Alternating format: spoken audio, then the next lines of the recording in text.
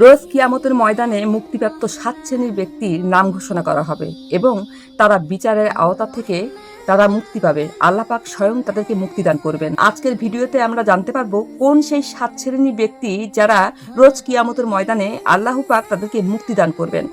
আল্লাহ তাআলা সবারই বিচার করবেন এবং রোজ কিয়ামতের ময়দানে সবার হিসাব নিকাশ আল্লাহ স্বয়ং নিবেন এবং আল্লাহর হিসাব থেকে কেউই বাদ যাবে না। সেদিন আমরা সবাই সেদিন বিচারের আওতায় থাকব, আমাদের বিচার হবে এবং সেদিন আল্লাহ আমাদেরকে বিচার করবেন। আর সেই বিচারের দিনে আল্লাহ 7 শ্রেণীর ব্যক্তিকে মুক্তিদান দিবেন। বিনা হিসাবে 7 শ্রেণীর ব্যক্তিকে সেদিনকে আল্লাহ মুক্তিদান দিবেন। বিস্তারিত জানবো সেই 7 শ্রেণীর ব্যক্তির সম্পর্কে, যে 7 শ্রেণীর ব্যক্তি বিনা হিসাবে মুক্তিদান পাবেন এবং আল্লাহ তাদেরকে মুক্তিদান করবেন। কোন সেই 7 শ্রেণীর ব্যক্তি যারা কিয়ামতের ময়দানে আল্লাহ তাদেরকে ছাড় দিবেন এবং মুক্তিদান করবেন বিনা হিসাবে। 1 নাম্বার, ন্যায়পরায়ণ রাজা বাদশাহ।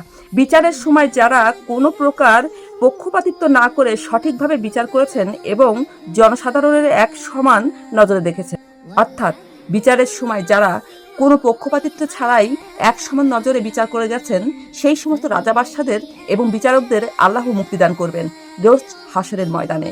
2 নাম্বার, ইবাদতকারী যুবক। অর্থাৎ যে যুবক নিজের কুপ্রবৃত্তির তাড়নায় পরিচালিত না হয়ে বরং আল্লাহর প্রেমে পড়ে তার নির্দেশ অনুযায়ী জীবনকে পরিচালিত করে, ইবাদত বন্দেগী করেছে এবং মহান আল্লাহর শাস্তির ভয়ে যার চক্ষু হতে পানি বের হয়েছে।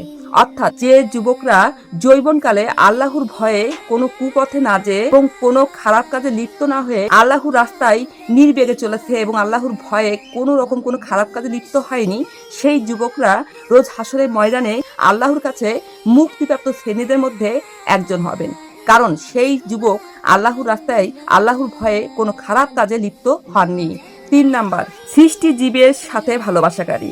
দুনিয়াবি কোনো উদ্দেশ্য লাভের লোভ না করে যদি আল্লাহর কোনো নেক বান্দাকে ভালোবেসে থাকে, সেই সব লোক, অর্থাৎ যে সমস্ত ব্যক্তিগণ দুনিয়াবি কোনো লোভে না পড়ে এবং মোহে না পড়ে শুধুমাত্র আল্লাহর কথা ভেবেই তাকে ভালোবেসেছেন, সেই হবে সেই 7 শ্রেণী ব্যক্তির মধ্যে একজন। 4 নাম্বার, সৎ চরিত্রবান লোক।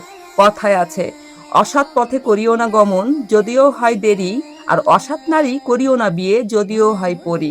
সুন্দর রূপসী তরুণী অসৎ এবং খারাপ উদ্দেশ্যে আহ্বান শুনেও আল্লাহর ভয়ে যে ব্যক্তি আত্মসংযম করেছে, সেই মানুষগুলো রোজ হাসরের ময়দানে আল্লাহর 7 শ্রেণীর মধ্যে এক শ্রেণী হবেন। 5 নাম্বার, একাচিত্তে আল্লাহর ইবাদতকারীগণ। নির্জনে আল্লাহকে ডেকেছে এবং আযাবের ভয়ে কান্নাকাটি করেছে যেই সমস্ত লোক, অর্থাৎ গভীর রাতে আল্লাহর ভয়ে যে সমস্ত বান্দাগণ কান্নাকাটি করেছেন তার দুনিয়াবি জীবনযাত্রার জন্য, সেই সমস্ত মানুষগুলোই রোজ হাসরের ময়দানে আল্লাহ তাদেরকে মুক্তিদান করবেন। 6 নাম্বার, গোপনে দানকারী। যে ব্যক্তি গোপনে দান খয়রাত করেছে, এতে কোনরূপ লোক দেখানো উদ্দেশ্য ছিল না, এমনকি ডান হাতে দান করেছে বাম হাতও টের পায়নি, সেই সমস্ত মানুষগুলোকে রোজ হাসরের ময়দানে মুক্তিদান করা হবে।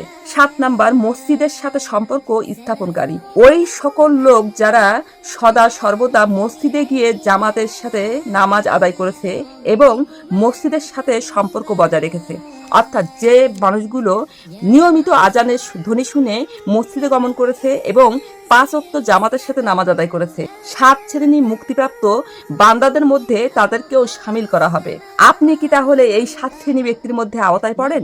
যদি না পড়েন তাহলে আজই থেকে চেষ্টা করুন।